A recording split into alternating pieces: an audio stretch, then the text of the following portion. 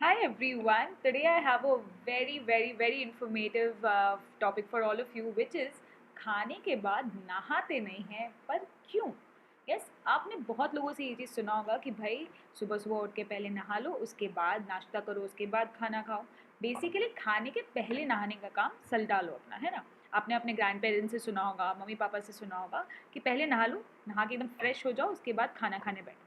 लेकिन कभी कभी क्या होता है कि अब भाई हमारे पास तो इतने काम होते हैं, हमारे पास पढ़ने का भी काम होता है, ट्यूशन जाने का भी काम होता है, स्कूल का भी काम होता है। तो सपोज सुबह सुबह उठ गए और बहुत ज़ोर की भूख लग गई। होता है कितने बार ना कि सुबह उठ के नहाना है फिर नाश्ता करना है, लेकिन भूख लग गई है तो सोचते हैं चलो पहले नाश्ता करते हैं, नाश्ता करके तुरंत नहाने चले जाएंगे। यस, पर क्या आपको पता है कि वो एक्चुअल में सही नहीं है ये करना? It's not recommended. वाई? आपको कितने बारी आपके पेरेंट्स ने बोला होगा नहीं नहीं पहले नहाने जाओ, उसके बाद आके खा लो। पर आप बोलते हो मम्मी 2 मिनट दो, मुझे 2 मिनट में नाश्ता मैं फटाफट करके नहाने चला जाऊँगा। बट वो नहीं करना है। मैम आपने 10 बारी ये तो बोल दिया कि ये नहीं करना है, नहीं करना है, नहीं करना है, पर क्यों नहीं करना है? यस, इसके पीछे पूरा साइंटिफिक रीज़न है गाइस। चलो आज मैं आपको बताती हूँ कि ऐसा क्यों नहीं करना है। And let me tell you one very relatable thing about myself. मैं पहले ऐसा बहुत बार करती थी, मतलब एक बहुत पहले की बात है, स्कूल जाते टाइम तो कभी टाइम मिला नहीं, बट उसके बाद I think college and all में। But the time actually when I got to know this ना, I am trying to follow it like 100%। कि भाई नहीं, पहले नहा लो या फिर खा लो। अदरवाइज अगर आपके पास वो ऑप्शन नहीं है, पहले खाने का ही ऑप्शन है, तो नहाने और खाने के बीच में थोड़ा सा गैप रखो। मैम कितना गैप? चलो बताती हूँ। सब कुछ अभी बता दूंगी तो एक साथ में बताते हैं ना। So guys, thank you so much for watching this video. I want you all to quickly know about me. My name is Diksha Bhowalka and I'm your science educator at An Academy. तो scientific reason बिल्कुल बताऊंगी इसके बारे में मैं आपको. And I've been a teacher all my life. It's been almost 13 years since I am a teacher. I'm here at An Academy for over 3 years. This is my referral code, which helps you to claim big discounts on Plus and Iconic subscription. And also, you can unlock free classes. Yes, you can attend free classes, free demo classes of all the subjects you can attend at An Academy. You just need to use this code to unlock it for free. No payment is required. And if you have not yet followed my profile at An Academy, then in the description box you will find my profile, जहाँ पर आपको दिखेगा कि 5 नहीं 7 million watch minutes हो चुके हैं। 33,000 people are already following me on An Academy along with 3K dedications. And also we have an amazing Telegram channel for all of you, जहाँ पर free notes, TPPs, updates, quiz and many more you will be finding. That is class 8 by An Academy. इसका भी link आपको description box में मिल जाएगा. So guys, फटाफट hit the like button, share this video with all your friends and all your relatives and cousins, अपने family group सब में share करना, क्योंकि ये ऐसा टॉपिक है जिसके बारे में सबको पता होना चाहिए. So फटाफट hit कर दो like button and subscribe to this channel for more such informative videos. So guys, is it bad to binge shortly after eating? मतलब आपने अगर खा लिया है एकदम भर भर के इसकी तरह बर्गर चाउमीन एकदम अच्छे से खा लिया है, क्या उसके बाद तुरंत नहाने जाना सही नहीं है? अब भी मैम इतना देर से क्या बोल रही है, बोलो भाई सही नहीं है. So why is it? So answer एकदम स्ट्रेट फॉरवर्ड तो नहीं है, बट मैं बता देती हूँ कि क्या एक्चुअल में होना चाहिए, क्या नहीं होना चाहिए, क्या सही है.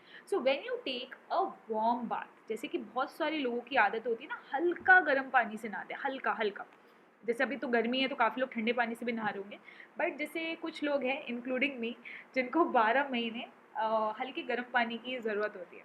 सो जब आप एक वार्म बाथ लेते हो, ठीक है, जैसे ठंड में भी तो खाना खाते हैं, खाना नहीं खाते हैं क्या? ठंड में भी खाना खाते हैं, तो उसके बाद भी हम लोग गर्म पानी से नहाने जा सकते हैं.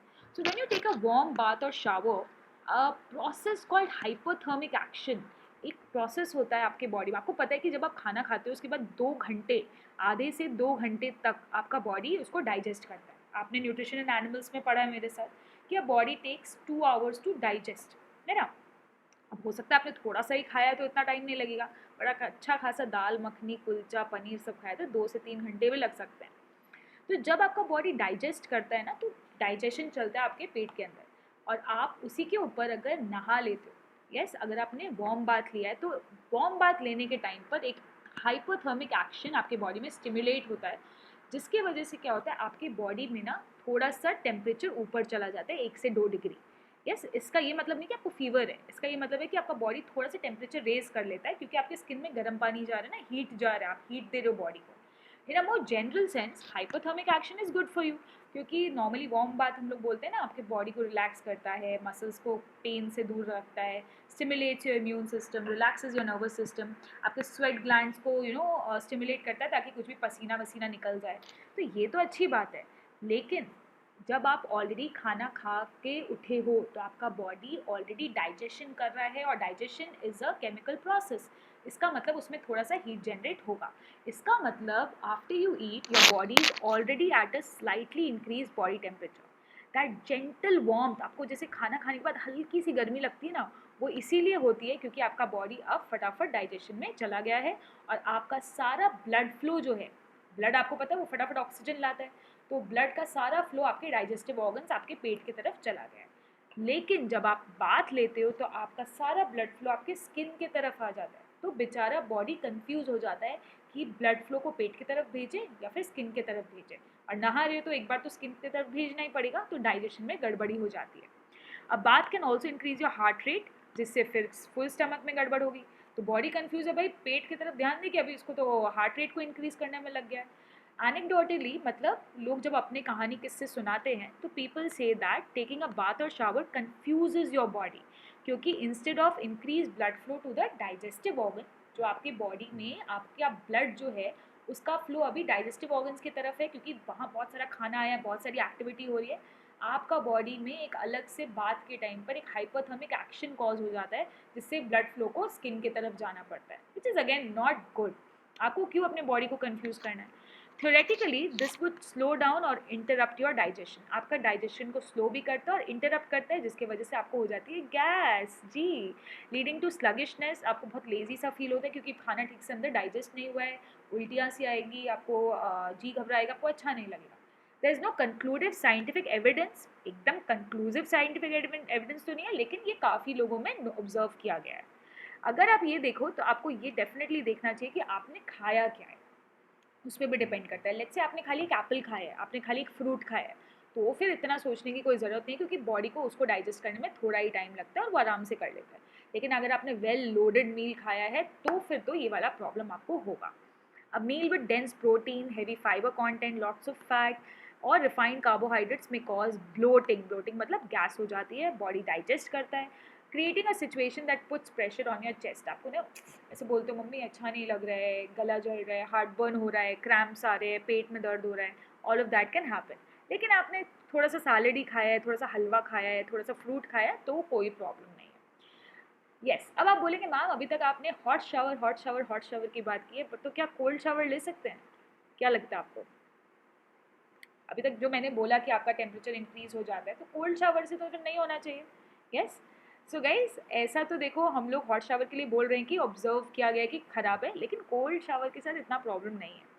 Taking a cold shower doesn't elevate your core temperature and it won't divert your blood flow from your digestive organs. इसीलिए अगर करने का मन हो, देखो पहली बात तो नहाओ ही मत ना, नहाओ मत मतलब खाना खाने के पहले नहाओ, खाना खाने के बाद नहीं नहाओ, पहले ही नहा के नक्की करो। अगर लेकिन कोई ऑप्शन नहीं है तो कोल्ड शावर लो। यस, वो भी एकदम इमरजेंसीज में कोल्ड शावर ले लो, कोई प्रॉब्लम नहीं है, हॉट शावर नहीं लेना। As a bonus cold showers में जंप स्टार्ट योर मेटाबॉलिज्म, आपका मेटाबॉलिज्म बहुत अच्छा लगता है cold shower, it may help you to burn more fat from the meal you just ate. So इतना कन्फ्यूजन में जाना ही नहीं है, अपने को शावर पहले लेना है और बाद में अगर लेना ही पड़ा तो कोल्ड शावर लेना है। एक चीज़ बताओ guys, how long should you wait to take a bath और शावर आफ्टर ईटिंग? थोड़ा तो वेट करना पड़ेगा ना, कैसे वेट करेंगे, क्या लगता है आपको, how will you wait? Guys you should know this कि आप जितना खाते हो वो उसके ऊपर डिपेंड करता है कि आपको कितना टाइम रुकना चाहिए। जैसे आपको मैंने बताया, आपने खाली सैलड लिया है, सूप पिया है, दूध पिया है एक गिलास, थोड़ा सा ऐसा कुछ खाया है जिसको डाइजेस्ट करने में आपकी बॉडी को ज़्यादा प्रॉब्लम नहीं होगा, तो आप आधे घंटे के अंदर ही नहा सकते हो। लेकिन अगर आपके बॉडी में आपने अच्छा हैवी खाना खाया है तो रुको, at least wait for 1 hour, do not go to take bath अगर बहुत ज़्यादा इमरजेंसी ना हो तो। और अगर इमरजेंसी है तो what you will do, you will take a cold bath. So guys, if you like such sessions, do like the video, and this is our main batch which is the Utkarsh batch. ये हो रहा है class 8 के लिए, already started and it has also relaunched in May. तो इसमें मैं पढ़ा रही हूँ आपको physics, chemistry, biology, environmental science, Monday Wednesday Friday 6:15, We are having all the top educators like Prashant sir for maths, Alicia ma'am for SST, Hindi ke liye Akash sir, and English ke liye Kusum ma'am. So all the top educators are teaching you in the Utkarsh batch, giving you all sorts of notes, question answers, doubt clearing sessions, PDF material. Everything is being covered in this batch. So do not wait and quickly go and take the Plus subscription. Use my code which is mentioned above, DV13, DV13, which will help you to get a big discount. So thank you so much, Unacademy. Let's crack it.